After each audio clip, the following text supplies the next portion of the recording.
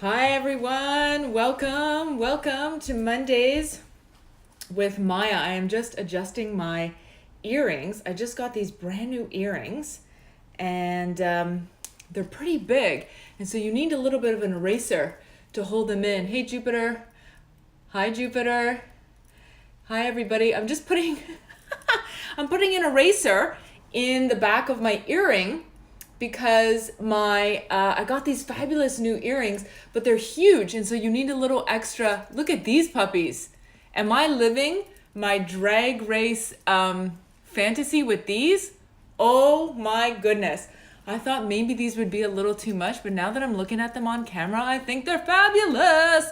Oh my goodness, look at these. Hopefully they're gonna stay in properly with the eraser. So I found this. I know, Jupiter, aren't they gorgeous?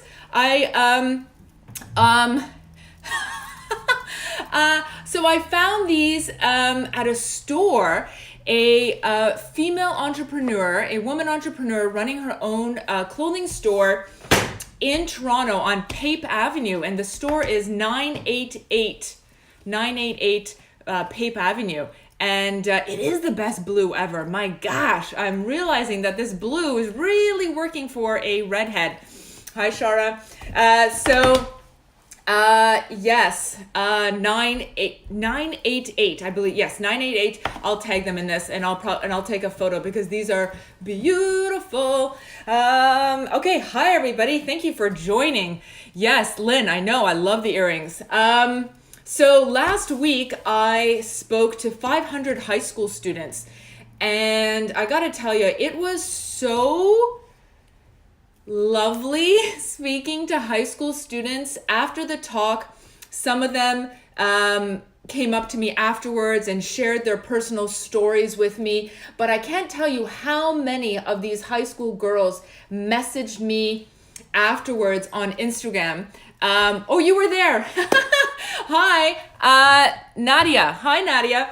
So yeah, so many, Nadia, of your friends and your colleagues from the school were messaging me on Instagram, and they were just all of the messages were the same. They were all saying how my talk about perfectionism and imposter syndrome and fear, hi Marianne, resonated with them and spoke to them, and how they all had these feelings of not measuring up, of not being good enough, of failing, and then not wanting to take another risk. So I was so happy that they were brave enough and confident enough to just like come up to me afterwards and tell me, oh, thank you so much, and tell me how they were feeling and connect with me on social media, because I think it's so important that we recognize our shared humanity.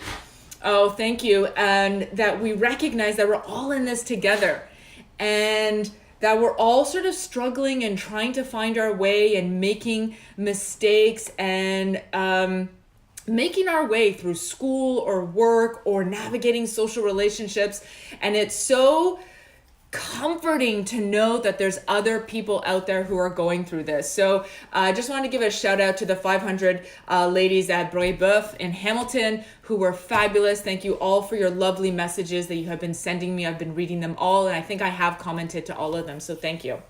Okay, so what else was new and exciting? Last week I did breakfast television. Oh my goodness. That was amazing. I didn't speak about it, right? No. Okay. So my experience on breakfast television was amazing. From the producers to the host, like everybody, like Dina and Roger, the two hosts, amazing. They were so genuine and supportive of me. I had such a great time, and it was a very sort of out-of-box experience for me because I'm used to knowing exactly what the questions are, exactly what my answers are, and this was not scripted. So this took me out of my comfort zone because they were like, it's just live television, so get ready, we're going to ask you anything. And I was like, oh my gosh, what if I look like an idiot? What if they ask me something and I don't know the answer? What if I fumble my words? What if I use a lot of like, you know what I mean? And all those weird speech fillers. And I just had to push myself out of my damn comfort zone and say, go for it. You got this, you can do it. And I'm so glad I did it. They were lovely, lovely. And what else do I want to tell you about? I have a workshop if you are in the local area that is happening Sunday, April the 28th in Burlington from 11 to 2, where we're going to do a deep dive into people-pleasing tendencies and the imposter syndrome. So you can check that out either on my website or on my Instagram. Okay, so let's get to it. See you on the 28th. Oh, yay, you're going to be there. Fantastic. So, White Snake, what's your first name? Just so I know. Okay, so let's talk about fat talk. But before we get there, we kind of just have to answer the question of like, what is body? Elaine. White Snake is Elaine. Thank you, Elaine. So let's start off with what is body image and sort of what influences our body image. So body image is how we think and feel about our bodies. It is how we experience and how we evaluate our bodies. And it's influenced by all the major agents of socialization. And those agents of socialization are the family, parental influences. It's also your peers, school, media, culture, religion. All those major agents of socialization influence how we view our bodies. And body image affects all of us, right? It's not just something that is just affected by girls or women. Men absolutely struggle with this too, regardless of race or sexuality. Almost everyone battles some aspect of this. And rather than always focusing on our body appearance, how do we look? What is our size? We need to switch the conversation to body functionality. Body functionality means, what can my body do? What can my body do rather than what does my body look like?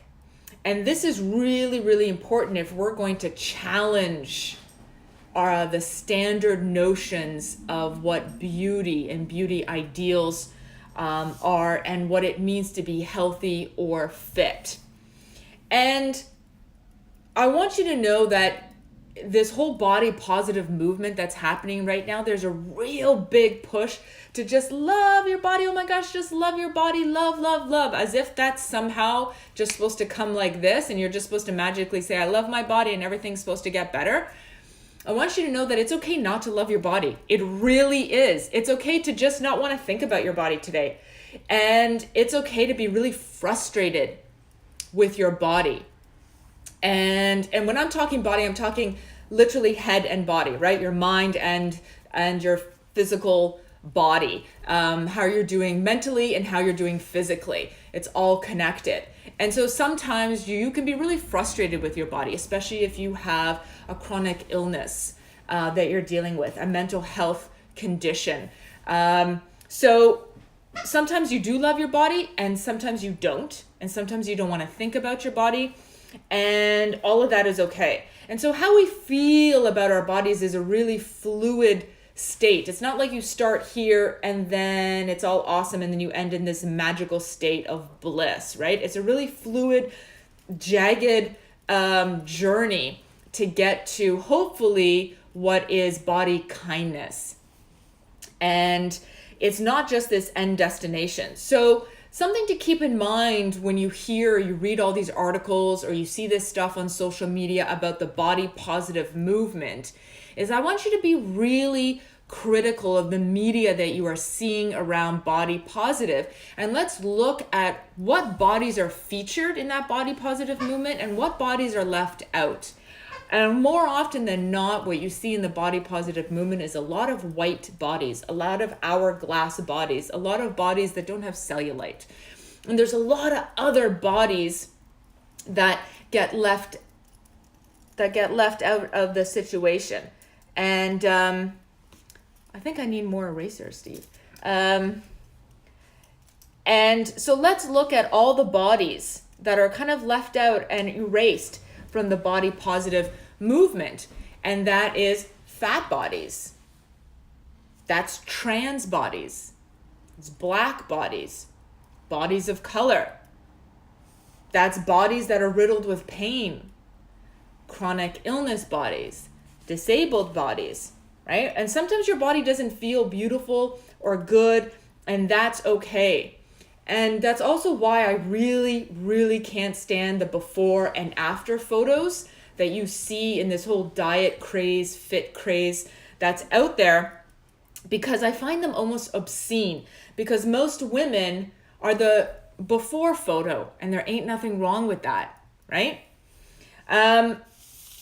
So along with the body positive movement is something that we talk about that really hurts our bodies. It hurts our confidence. It hurts our self-esteem. And it's something called fat talk. Now, depending what study you're looking at, if you're looking at college age kids, close to 95% of college women, girls, fat talk. Think disparagingly and negatively about their bodies and their appearance. But fat talk can start in adolescence, and it can start when our kids are in elementary school.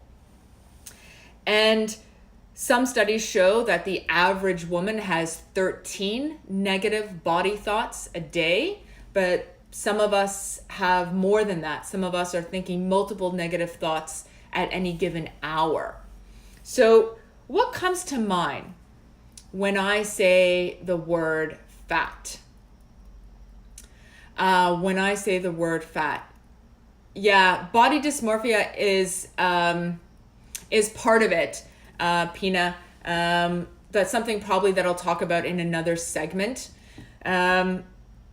So when I say the word fat, what comes to mind? When I ask my undergraduate students, write down everything that comes to your mind when I say the word fat.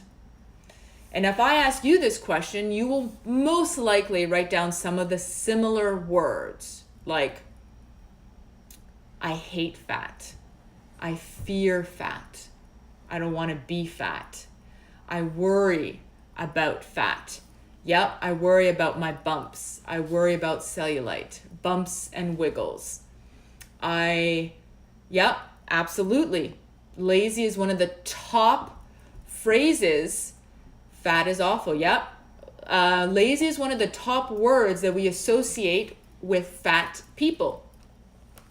And when I say fat, I want just to clear this up. When I say fat, I'm using that word like we would in the body positive movement and in sociology as a descriptor to describe a body, a tall body, a short body, a hairy body, a balding body, a fat body. I'm not using it in a pejorative way. I'm not using it in a negative way. So incompetent. Yep. So when we say, what do you think about fat bodies? Lazy. They lack willpower. They're incompetent. They must hate themselves. They must not work hard enough. They must never exercise. They probably don't bathe well. There's a lot of negative connotations. They probably can't get dates. They are probably not intimate with anybody. So those are all words that we associate with that, right? And we fear fat. We fear eating fat. We fear becoming fat, watching others be fat, because fat in our culture is, that they don't take care of themselves. That's absolutely another thought. Fat is seen as failure. Fat is seen as you've given up. And in our society, fat is really clouded in shame. There's a stigma around fat bodies because we are bombarded with these messages to love your body, but realistically, everywhere you look, you don't see anybody bigger than a size 12. So it's basically like, love your body, totally, absolutely, love yourself, but only up to a size 12. After that, you're plus size, and then we don't want to see you. And that's so evident when you think about the representations in media, movies, advertising, all of that, you don't really see representations of fat people doing what thin people do, just living their life, moving around, interacting, having a sexual relationship, being in a relationship, being a good friend, having a high-paying job. You usually see the fat person in movies or media or advertising as the fat friend, the comedian, the sidekick, the funny one, the one that people feel sorry for. But they're never put in a position of power, authority, leadership, or they're never made to be these complicated characters that other thin bodies are made into be, right? So fat in our culture, because we are obsessed with thinness and obsessed with this idea that thin means fit, is that fat then becomes synonymous with the words lazy and lack of willpower, or they don't care about their bodies, right? So I'd love to be able to get to a point where I don't overhear conversations in the classroom, in the hallway, either with high school students or undergrad students, or in the change room at the Gap or Forever 21, where I don't hear negative, disparaging comments about our bodies. I don't hear those, oh, I feel so fat, I feel so gross. Instead, we're talking to each other about, what did you do? What did you learn? What did you read? How's your job? How's your financial situation? How is your mental health? How's your relationship? All of those questions that help us move forward. So let's break down what fat talk is. So fat talk is any negative or disparaging comments. Absolutely.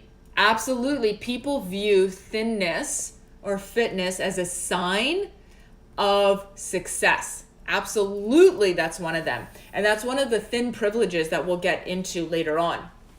So again, fat talk is any negative talk related to your body, your weight, or your appearance.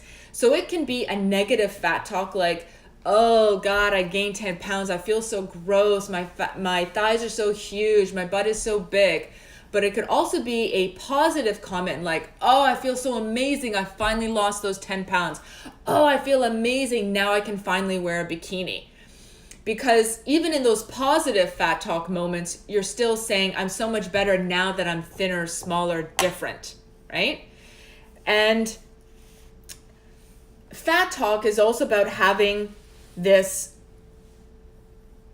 negative, denigrating conversation that's going on constantly with your friends. It has become this new way of conversing.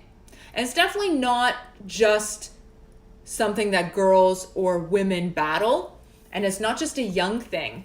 Fat talk has absolutely insinuated itself with men, although not to as much of a degree as women. But men certainly engage in negative body talk. Some men are more likely to talk about being too thin, not having enough muscle, not having the right muscle in the right place. So that is, that's one aspect of it, right? So fat talk is making all these disparaging comments about ourselves and our bodies. And it's really, really, really about wanting to be someone other than who we are. It's about wanting a body other than the body that we have.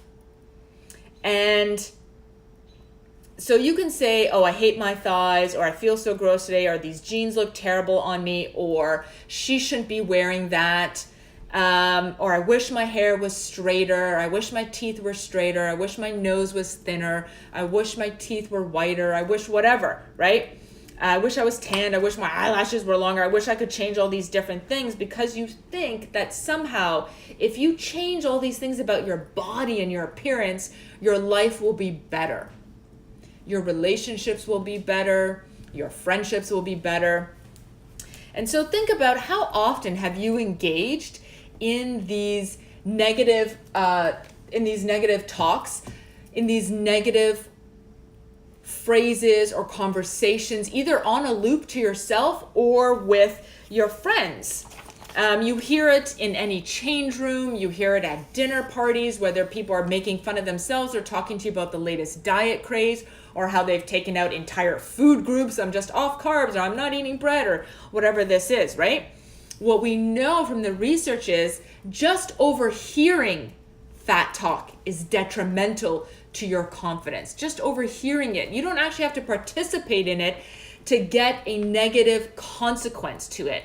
So obviously if you participate in it, it's worse for your body image and your confidence. But just being around it can negatively impact you. In one study that looked at fat talk among girls from the ages of 18 all the way to 87, and they looked at fat talk in 3 different countries, the US, the UK, and Australia, they found that 85% of the women in this study engaged in fat talk. And if you engage in fat talk at an earlier stage in your life, the older you get, you are more likely to engage in other variations of negative body talk. And one of those variations is age talk.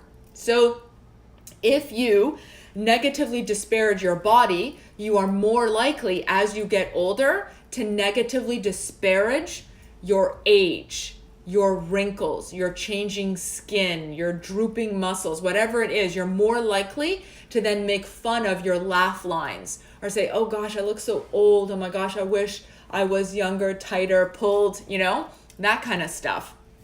So anthropologist Mimi Nichter, and she has this great book called Fat Talk. She was the leading researcher on this. And so she coined the term fat talk when she looked at how middle school kids interact with each other. And she came up with some reasons around why we engage in fat talk. So number 1 is that fat talk doesn't necessarily reflect dieting behavior, but it does reflect, oh, hey, Beth, it does reflect an incessant preoccupation with our bodies. And so one reason that we engage in fat talk is a sign of distress. So instead of saying, so when you say I'm fat, it's really a sign of I'm sad, I'm anxious, I'm having a tough day, I'm having a shitty day, I'm depressed, I'm overwhelmed, I don't know what to do. And instead of saying that, because that would make you vulnerable, that would open you up, you say, I'm fat. I'm having a fat day. I'm having a bad body day. I'm having a bad skin day. I'm just having a bad hair day. Instead of just saying, I feel bad today. Can I talk? Can we just hang out? And it's a way of saying you're stressed out without actually saying you're stressed out.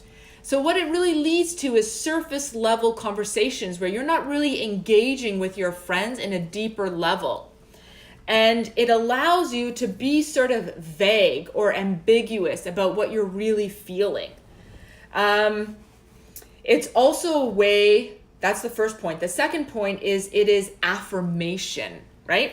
So you know this is true. When you say, gosh, I feel fat today, what are you expecting your friends to say back to you? Comment, it's part of the social conversation. Yeah, absolutely. Oh my gosh, there are some cultures that are so much more worse for this. I've heard some horror stories from my students about the different cultural aspects of it. Mimi, you're right. So saying I'm fat is a call for support from your friends to say, you're not fat.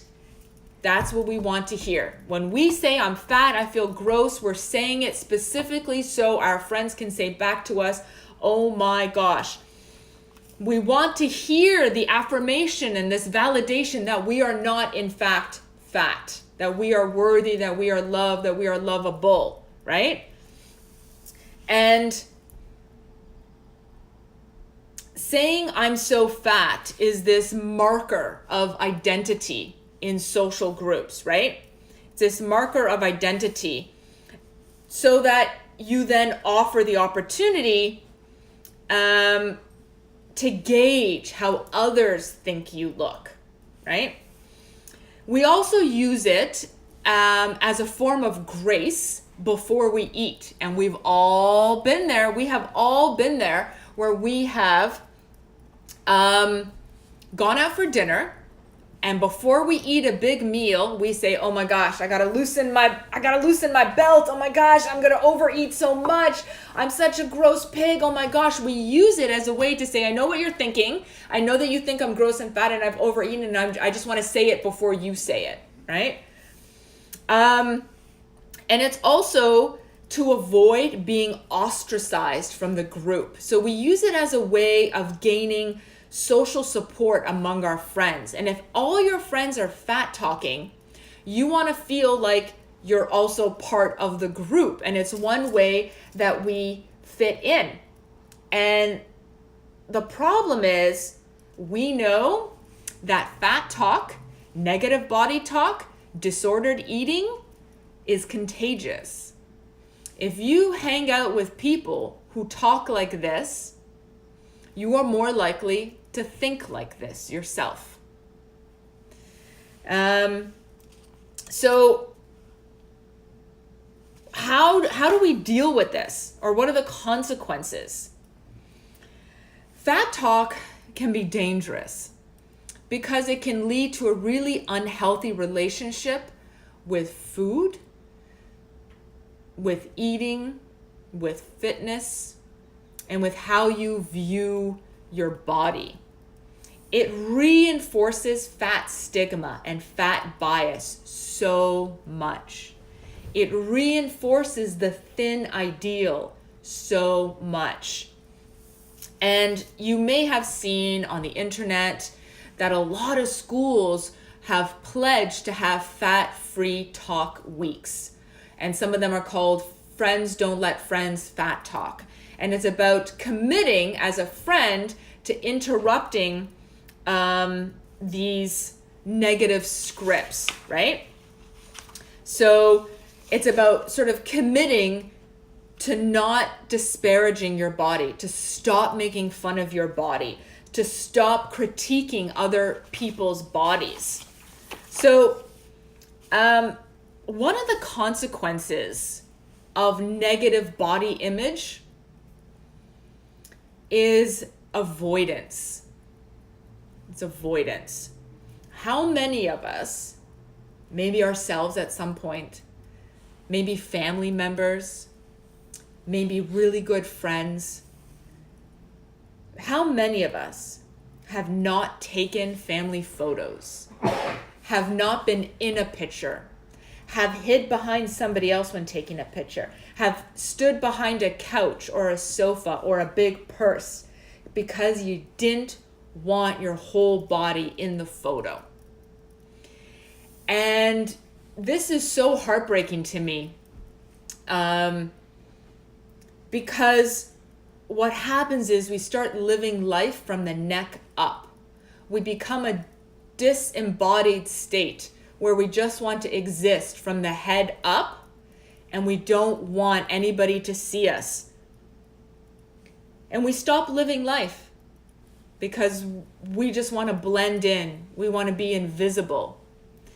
And we wear clothes that are 3 sizes too big sometimes because we don't want people to see the lumps or the parts of us that jiggle or the parts of us that aren't tight because we think our muscles have to be popping and you got to have a 6-pack at all time.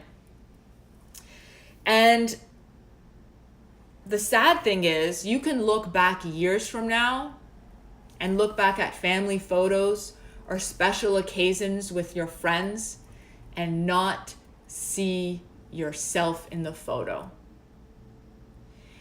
And this is heartbreaking because I have a personal connection to this because everyone in my family has struggled with weight. And I guess I should say it from the outset. I haven't struggled with weight myself. I haven't had a disordered view of eating myself. So I'm just giving you what the research shows, and I'm giving you my personal experience with my family and my students. So I have fabulous mother who I adore, and an aunt, and I used to have my grandmother, and they're not in family photos.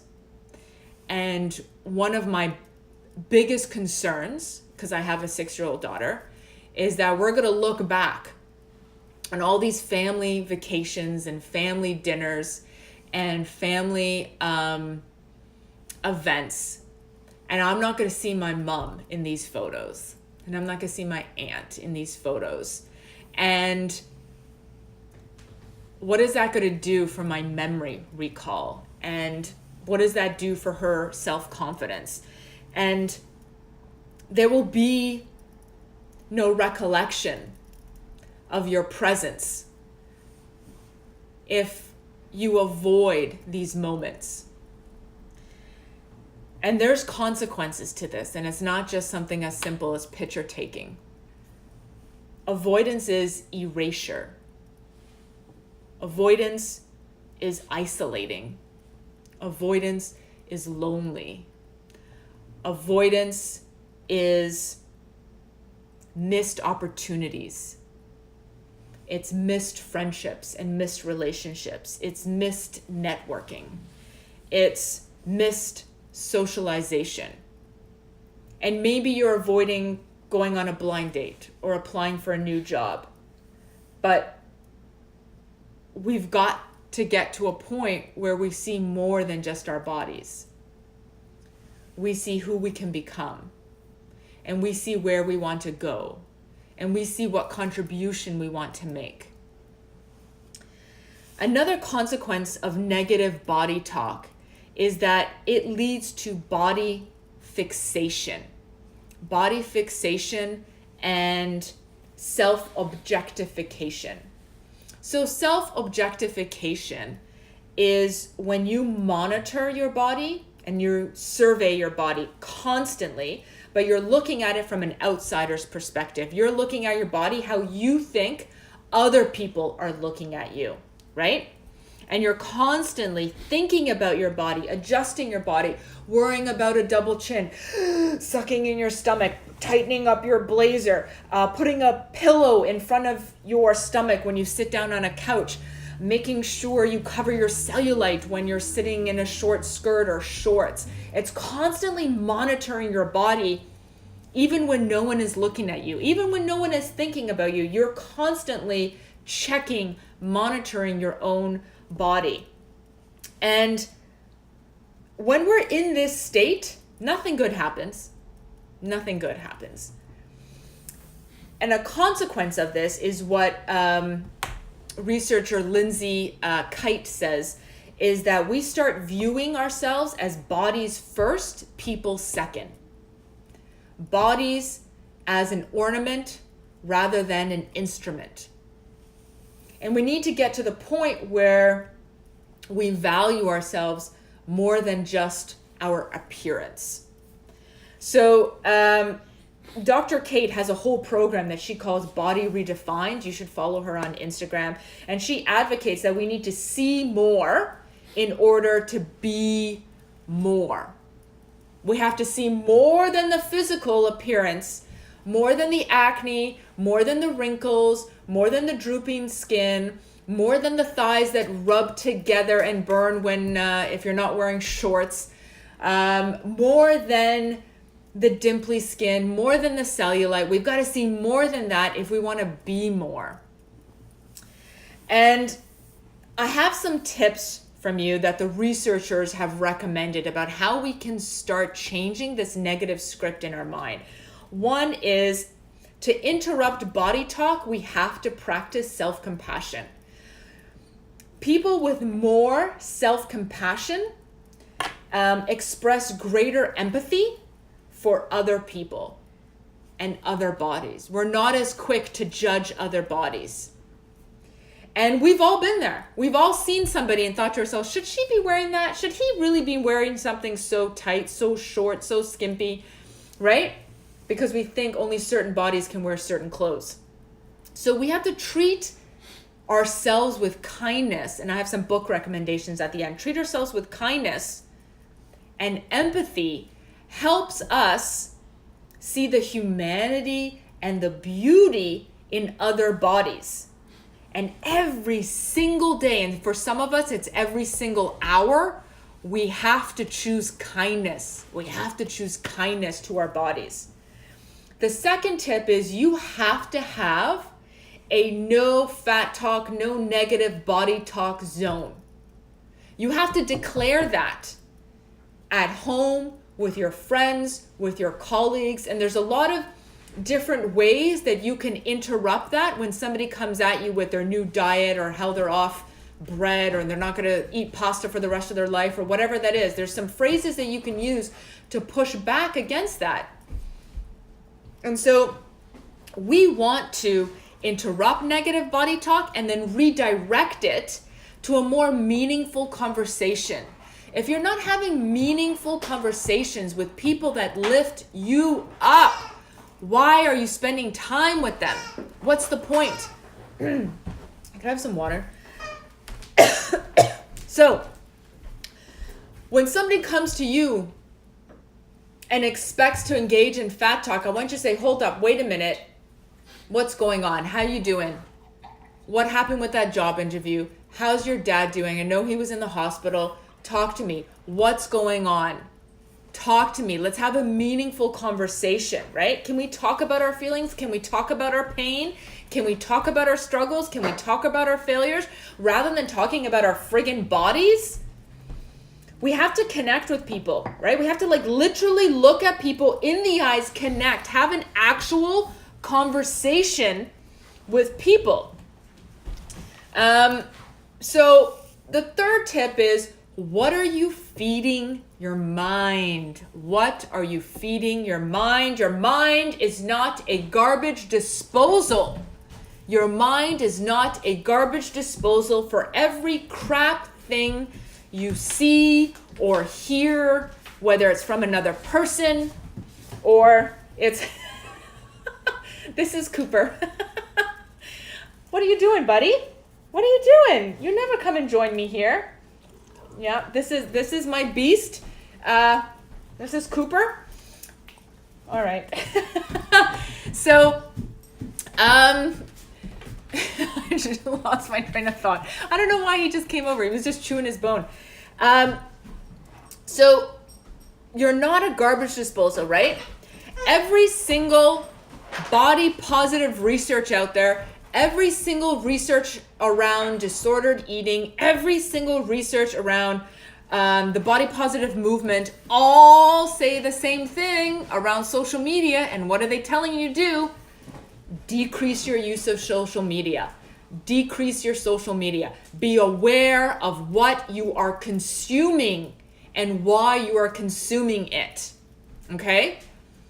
Hanging with Mr. Cooper, that's right. So, monitor your social media use. Are you using social media or is social media using you? Do you feel better after watching or reading or listening certain accounts online, or do you feel worse, right? What ends up happening with a lot of social media is we go into this downward social spiral of comparison, comparing our bodies and our lifestyles to all the filtered, unrealistic, unattainable crap that you see online. And a lot of research is asking, can you go a day without social media? Can you just go a day without Instagram, without Facebook, without Snapchat? And to be aware of what accounts you are following.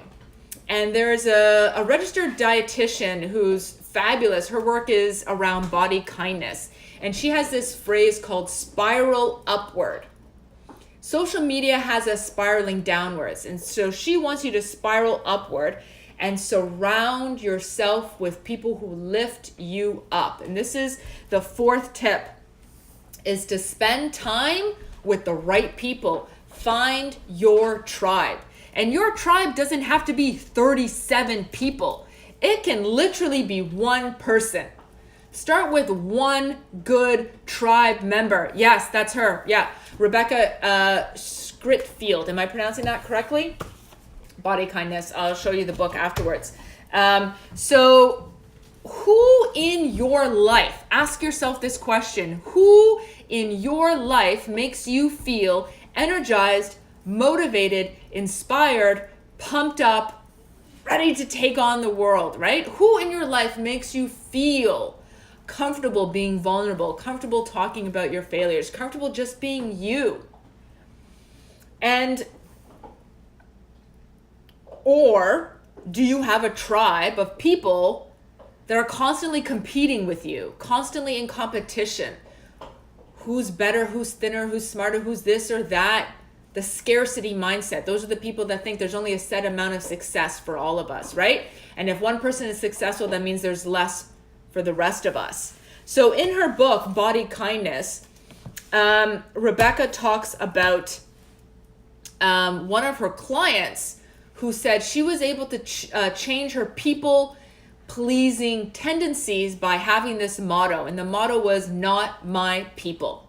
Something as simple as that, where you interact with somebody and you're like, oh, you're not my people. You're not going to lift me up. And that's okay. That is totally okay. And if you can recognize that and make that switch, then you don't have to feel guilty about not hanging out with these people or choosing different friends. So she has this list, and I'll put it on my Instagram story afterwards, of how do you know you have a good tribe? How do you know you have a good tribe? And there's about 7 qualifications, and I'll just read them out. One is, you know you have a good tribe when you feel like you belong. You're not trying to fit in. That's the first qualification. 2 is, your tribe will call you out on your BS, and you can do the same to them, right? They're always going to be real with you, but real to help you, not to crush you. Number 3 is, they know what they stand for. They know what their values are, and they know who they are. And they share their beliefs freely. The 4th way you know that you have a good tribe is they're trustworthy. They have your back. They are trustworthy. The 5th is they give you support, they give you encouragement, and they'll listen. They will be there for you, and you can give it right back to them, right? You can give them that comfort and that encouragement right back. Number 6 is, when it comes down to it, they just want you to be a better person. That's it. And you want to be a better person because of hanging out with them. You're learning something from them. You're being challenged by them. You're growing with them. Number 7 is they challenge you in good ways. They push you to think about things in a different way. So you're not just in your own world, in your own little bubble, thinking everyone thinks like you because they've led the same life as you or they look like you. So your tribe pushes you to see other people's perspectives. So how do you know if you don't have a good tribe member? One is basically you feel worse. And this is the most important one, is you feel worse after hanging out with them. You feel deflated. You feel demotivated. You feel worse about yourself. You feel you almost go inward. That's when you know this person is not my people.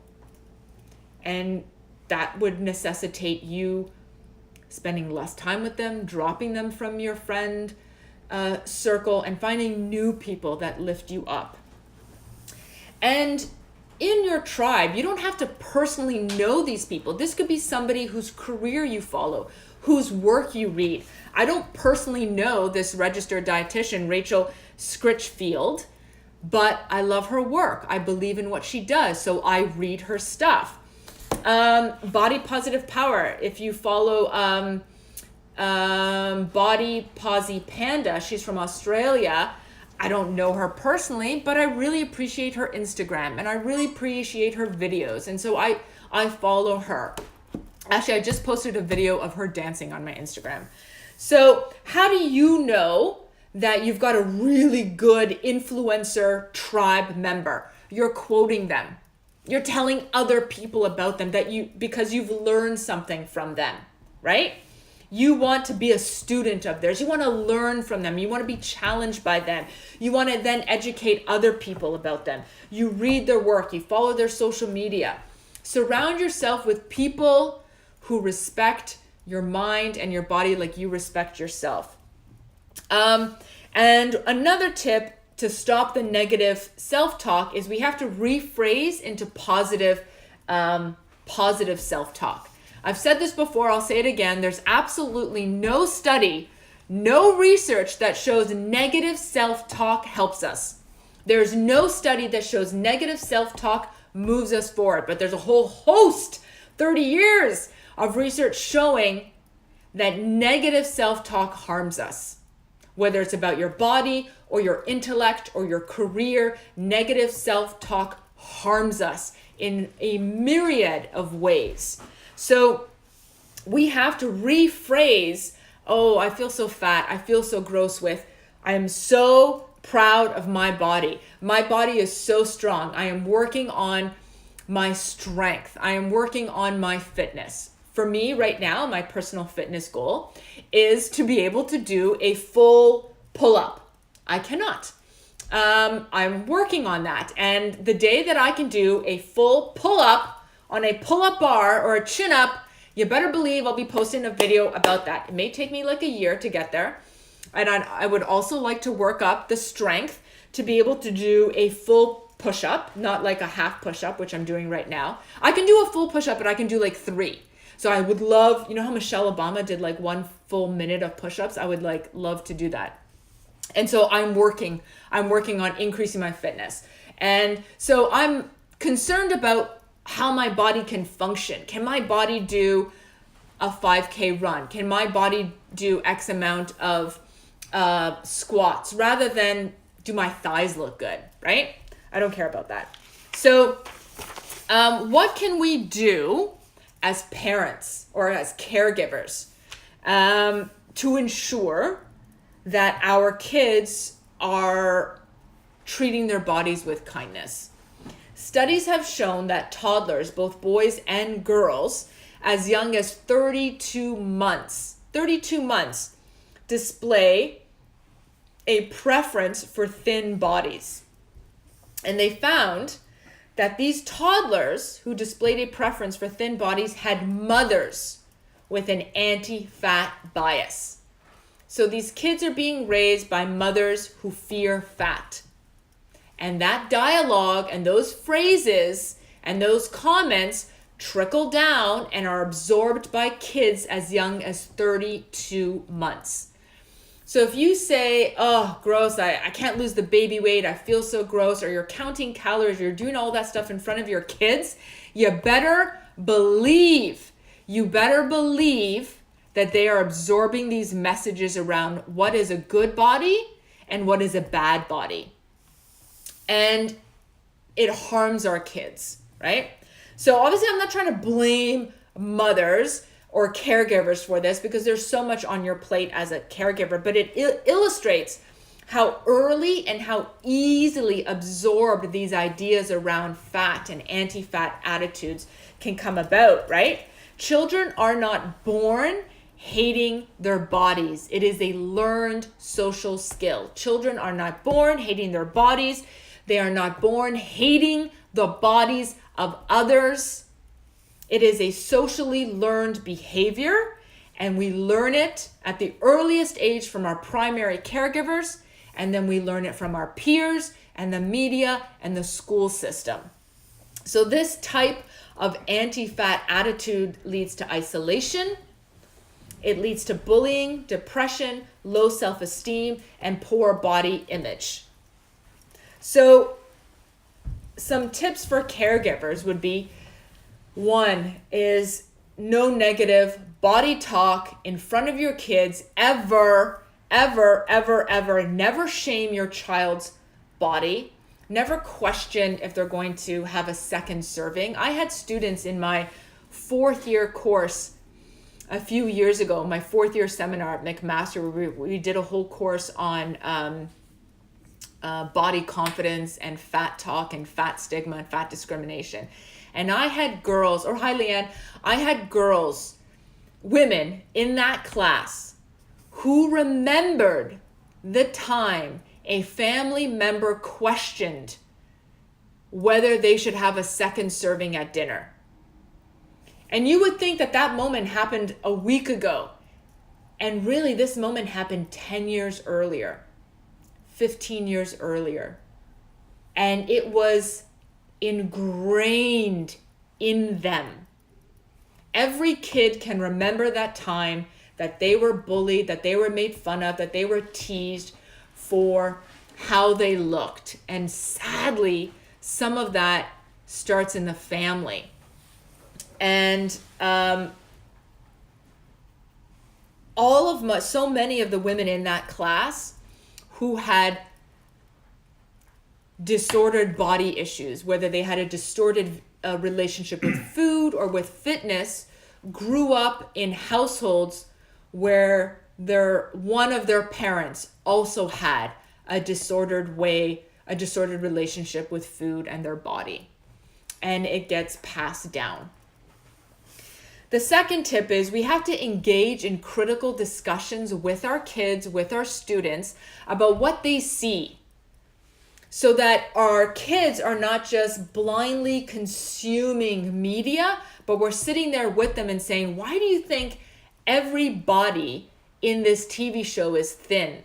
Where are the bigger bodies? Where are the disabled bodies? Where are the trans bodies? Where are the fat bodies? Why is everybody thin? What message does that send to us, right? So it's about critiquing the media that we're consuming and to engage in critical discussions about that, so that we're building the tools in our kids and our students from a young age to interpret and critique media. And third is to focus on body functionality, right? It's not about what you weigh. What can your body do? And that can change. What can your body do today, right? How does your body feel? Do you feel good when you go for a walk? Do you feel better? Does your body feel good when you've gotten a good night's sleep? What do you love about your body? I'm constantly saying to Ryo, oh my gosh, I love this. Look at your arms. Your arms are so strong. What can your arms do? And she's like, oh, I can dance and I love fancy Nancy and I can do all these fancy things. And I'm like, yes, yes, yes, because we want to talk about all the ways that our body functions well for us, rather than constantly looking at the ways that our bodies don't measure up. And the fourth thing is to help our students or our kids is we got to model this behavior ourselves. So if we want to raise kids that treat their bodies with kindness and the bodies of other people with kindness, then we have to do the same to ourselves. And I just sort of want to end in the next few minutes by saying that we're imperfect bodies, right? We're imperfect bodies, and we're all just trying to figure things out and make our way, and that's okay. And I don't want anyone to stop reaching for the next goal in their life, or to think that they're not good enough, or they're not smart enough, or they're not worthy enough because of the size or the shape of their body, or the lumps or the bumps in their body, right? I have cellulite. My hair color comes from a box. My bras come from Costco. It's all good. It's all good, right? And I'm enough. I'm enough. I am worthy. I am enough. And so I just want to encourage everybody to get out of their comfort zones and start treating their bodies with kindness. And to know that we all want to make our way through this world feeling valued and acknowledged and loved and respected. And we can do that for each other, right? We can do that. We can start listening to each other and start having more meaningful conversations with each other, rather than looking at the state of our thighs or our boobs or our nose, right? I want to take all that mental energy that we spend negatively disparaging our bodies and take all that energy and put it back into, how am I contributing? What value am I putting in? What am I learning? How am I being challenged? How am I growing? Rather than, how many ounces is this? And how many calories is this? And did I eat too much fat? I want to fill our minds with kindness and empathy and self-compassion. And that is what I wish for all of you. And I want to thank you for joining me today. Next week, we're going to do part two of Fat Talk, and that is going to be on fat bias and fat discrimination and thin privilege. We're going to talk about thin privilege, all the different ways that thin bodies are represented everywhere we go, from clothing stores to magazines to videos. So next week will be part 2, where we are going to talk about the thin privilege. And I appreciate all of you joining in. Thank you so much. Thank you to all the high school ladies that joined in. I really appreciate that, ladies. And I will see you all next Monday. Bye, everybody.